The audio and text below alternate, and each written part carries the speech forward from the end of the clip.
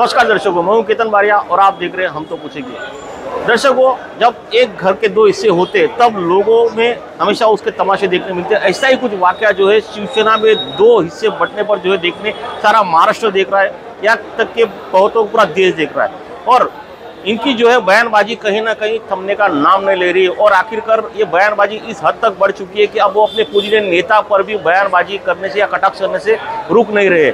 ऐसी कुछ बयानबाजी जो है खासदार संजय राउत के मार्फत जो है आनंद दिघे, स्वर्गीय आनंद दिघे साहब के बारे में की गई थी, जिसका जोरदार उत्तर देने के लिए प्रताप सरनाईक ने आज एक पत्रकार परिषद आयोजित की। तो आइए जानते प्रताप सरनाईक ने संजय राउत को और राजन विचारे को क्या चुनौती दी है।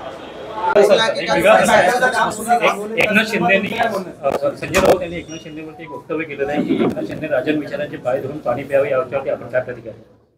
नाही बघा, राजन विचारे नावाच्या एका दगडाला एकनाथ शिंदे साहेबांनी शेंदूर फासला म्हणून राजन विचारे आमदार झाले, खासदार झाले।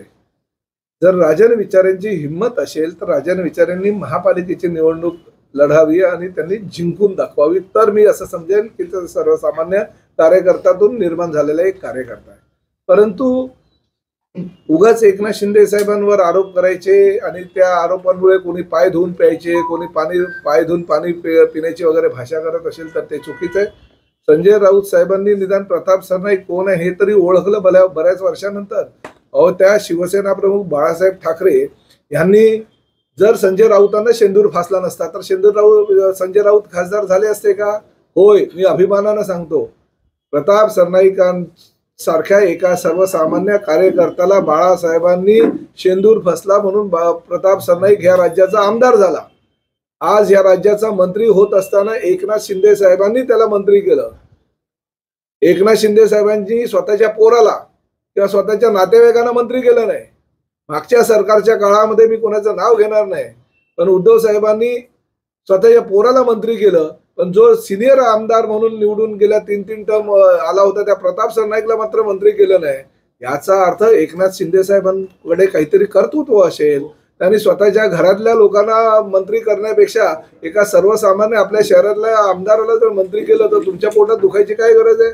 आणि आहे तुमचं कर्तृत्व, महापालिकेची निवडणूक लढून दाखवा। तो तुम्ही म्हणतात ना लोकसभा आणि विधानसभा आम्ही आमच्या कर्तृत्वावर जिंकलो, करा ना, समोर या महापालिकेच्या निवडणुकीला आणि लढून दाखवा आणि जिंकून दाखवा, तर आम्ही समजू की नाही खऱ्या अर्थाने तुम्ही कार्यकर्ता आहात। सर, आनंद दिघेबाबत पण त्यांनी वक्तव्य केलं होतं, त्याच्याबद्दलच मी सांगतो। धर्मवीर आनंद दिघे साहेबांबद्दल असं वक्तव्य करायची गरज काय तुम्हाला?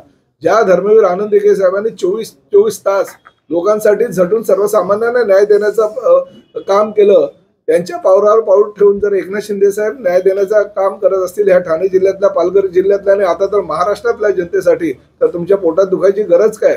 ते तसंच काम करत राहतील। तुम्हाला काही वल्गना करायच्या ते करा। एकनाथ शिंदे साहेब नावाचं जे वादळ आहे ते महाराष्ट्रात आता कमी करण्याची हिंमत कुणाही मध्ये नाहीये। नाही, पहिलं तर माझं असं म्हणणं आहे, नरेंद्र मेहता साहेब माझे अतिशय जवळचे आणि फारच जिव्हाळ्याचे मित्र आहेत। मी त्यांना विनंती करतो की ह्या मीरा भाईंदरच्या जनतेनं प्रताप सरनाईकांवर सुद्धा नितांत प्रेम केलं।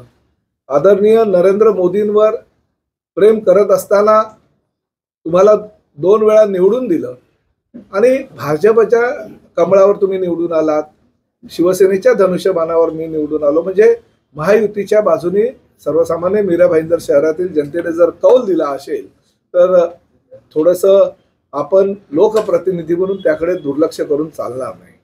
मीरा भाईंदरला 218 MLD पाण्याचा प्रश्न असू द्या, जो तुम्ही तिकडे चेन्नईच्या डोंगरावर थांबवला होता गेले अनेक दिवस, त्यानंतर इथं मेट्रोच्या कामामध्ये सुद्धा तुमची जमीन जाते म्हणून तुम्ही थांबवलं होतं, तर शेवटी तुमचा जो मोबदला आहे, कायदेशीर प्रक्रिया जर तुम्ही पूर्ण केली, तुमची कागदपत्र जर महापालिकेकडे दिली, तर महापालिका सर्वसामान्य बिल्डरांना जर न्याय देते तर तुम्ही तर आमदार बिल्डर आहात, तुम्हाला न्याय का देणार नाही मला सांगा? तुमची जर कागदपत्र क्लिअर असेल, तुम्हाला जर जो मोबदला द्यायचा तो मोबदला देण्याची भूमिका शासनाची असेल, जिल्हाधिकाऱ्यांची असेल, महापालिकेची असेल, तर तो तुम्हाला मोबदला मिळणारच आहे। तुम्ही काम होऊ द्यावं।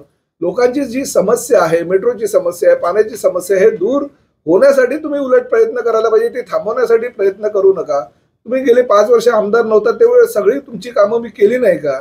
तर त्यामुळे मला असं वाटतं तुमच्यासाठी मी भविष्यामध्ये काही काम करायला चान्सच ठेवला नाही, तर जी मी कामं केली ती कामं पूर्ण होण्यासाठी कृपया करून मला सहकार्य करा.